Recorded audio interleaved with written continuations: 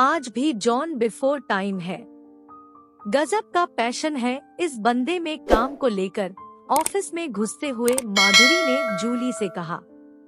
कौन? वह लल्लू? जूली हंसते हुए बोली। काम न करे तो यह बेचारा और करे भी क्या?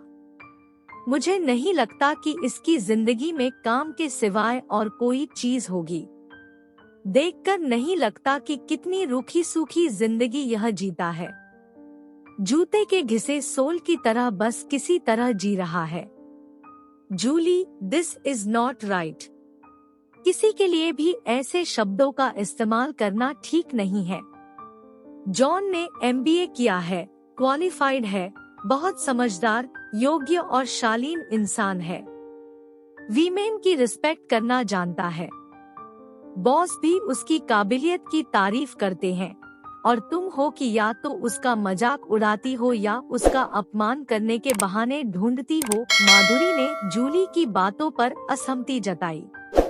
यार माधुरी, चाहे तू कुछ भी कहे, लेकिन मुझे तो यह पूरा इडियट लगता है। जब देखो मुस्कुराता रहता है, जैसे इसे किसी चीज से फर्क नहीं पड़ता। पता नहीं कौन से छोटे शहर से आया है। MBA किया है तो क्या हुआ, दिखने में तो है एकदम जोकर। जूली ने फिर से जॉन की खिल्ली उड़ाई। माधुरी चुपचाप अपने डेस्क पर जाकर बैठ गई। बेकार है जूली से बहस करना। वह जॉन की खिल्ली उड़ाते हुए एक पल के लिए यह भी नहीं सोची कि उसे कैसा लगता होगा। दूसरों की भावनाओं की कद्र करना जूली नहीं जानती, इस बात को पूरा ऑफिस जानता था, इसलिए उससे एक दूरी ही बनाकर रखते थे लोग। बस काम की बात ही करते थे। उससे फ्रेंडली होने का मतलब था उससे पंगे लेना। लेकिन जूली इस एटीट्यूड को अपना सबसे बड़ा गुण मानती था। माना कि वह मुंबई शहर में पली-बढ़ी है। उसके मॉम और डैड एक कंसल्टेंसी फर्म चलाते हैं। पैसे की कोई कमी नहीं है। एक प्रतिष्ठित संस्थान से उसने MBA किया है, जॉन की तरह किसी स्थानीय संस्थान से नहीं। यहाँ दिल्ली में अकेली किराए का घर लेकर रहती है। खुद को बहुत ज्यादा मॉडर्न और स्टाइलिश मानती है। उसके बनाए हुए पैमाने पर जो लोग खरे नहीं उतरते, उनका मजाक उड़ाती है और उनका अपमान करने का कोई मौका नहीं छोड़ती। जॉन तो सॉफ्ट टारगेट है, क्योंकि वह एकदम सीधा साधा है, काम से काम रखता है और बहुत ही साधारण कपड़े पहनता है। और लड़कों की तरह न तो फ्लर्ट करता है, न ही लड़कियां पटाने की कोशिश में लगा रहता है। HR डिपार्टमेंट से ही उड़ती उड़ती खबर सुनी थी कि उसके ऊपर कर्ज है और माँ बाप भाई बहन की भी जिम्मेदारी है। बड़े शहरों के तौर तरीकों से जॉन या तो परिचित नहीं है या वह जैसा है उसे लेकर उसके मन में कोई हीन भावना नहीं है। जो भी हो, वह इस बात की परवाह नहीं करता कि कोई उसके बारे में क्या कहता है, क्या सोचता है। कम से कम वह जताता तो ऐसा ही है। लेकिन माधुरी ने कई बार महसूस किया है कि जूली जब उसका मखौल उड़ाती है तो उसके चेहरे पर एक अजीब तरह की उदासी की लहर उठती है, जिसे तुरंत ही बहुत सावधानी से वह अपनी भोली मुस्कान के पीछे छिपा लेता है। आज क्या पहन कर आए हो? धारीदार पैंट? पाजामा ही ज्यादा लग रही है और उसके ऊपर ढीली टी-शर्ट। क्या शाम को सर्कस में कोई शो है तुम्हारा? शो करने से पहले एक तिकोनी फुंदने वाली टोपी जरूर ले लेना, जूली ने एक दिन उससे कहा तो वह कुछ पल उसे देखता रहा। फिर हंसते हुए बोला, your wish is my command beautiful lady. Julie उस समय झेप अवश्य गई थी, लेकिन उसने उसका मजाक उड़ाना फिर भी नहीं छोड़ा। What are your plans for Christmas? Christmas से एक दिन पहले उसने जॉन से पूछा।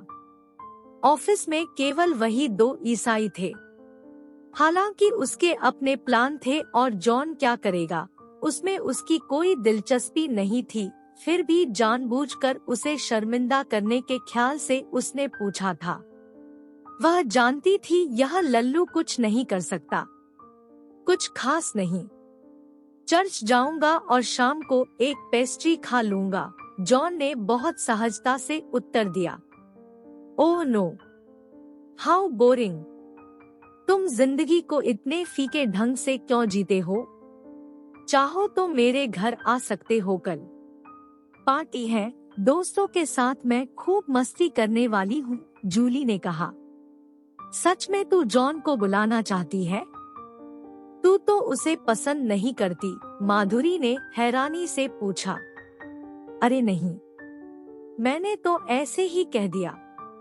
वैसे भी यह भोंदू कौन सा आने वाला है, आ भी गया तो हमारा एंटरटेनमेंट ही हो जाएगा, जूली ने उसे आंख मारते हुए कहा और अपनी स्कर्ट पर गिरे पेंसिल के छिलके को ऐसे फूंक मारी जैसे जॉन को ही तिनके की तरह उड़ा रही हो।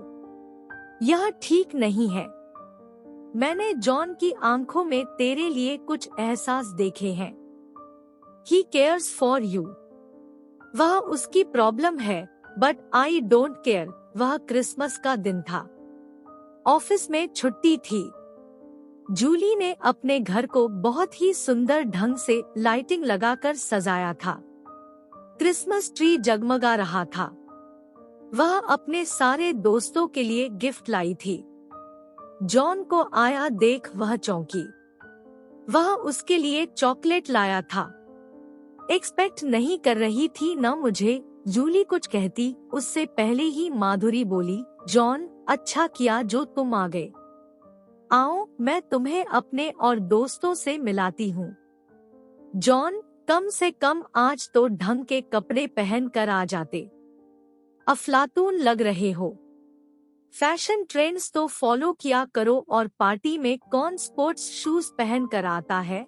जूली उसका मजाक न उड़ाए, ऐसा भला कैसे हो सकता है। जॉन एक कोने में जाकर बैठ गया। मायूसी उसके व्यक्तित्व से झलक रही थी। उसे लगा कि पार्टी में आकर ठीक नहीं किया। वह ऐसी दुनिया का हिस्सा नहीं बन सकता जहां जिस्म दिखाने के हिसाब से कपड़े पहने जाते हैं, मॉडर्न कहलाने के लिए ड्रिंक की जाती है।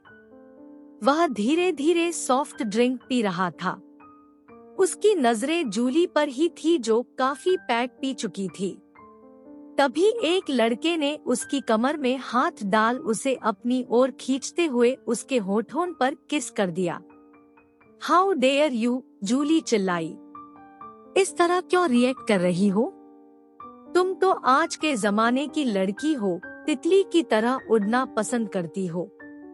चलो तुम्हारे बेडरूम में चलते हैं, वहीं केक काटेंगे, वह बेशर्मी से बोला। वह नशे में चूर था।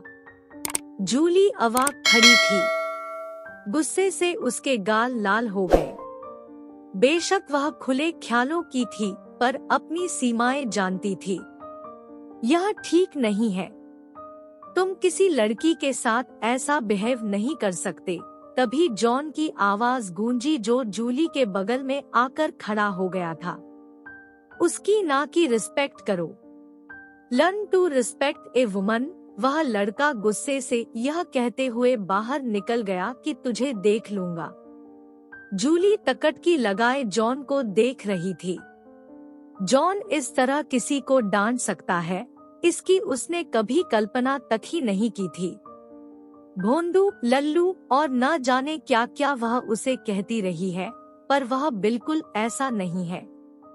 इतने सारे दोस्तों के बीच जिन्हें वह स्मार्ट समझती थी, केवल उसी ने उसके लिए आवाज उठाई थी। वह उसे इस समय सबसे प्यारा इंसान लग रहा था।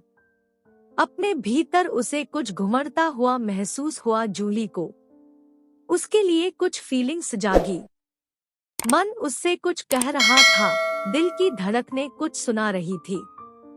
वह क्रिसमस का दिन था, पर उसे लगा सांता गिफ्ट देने उसे आज ही आया है।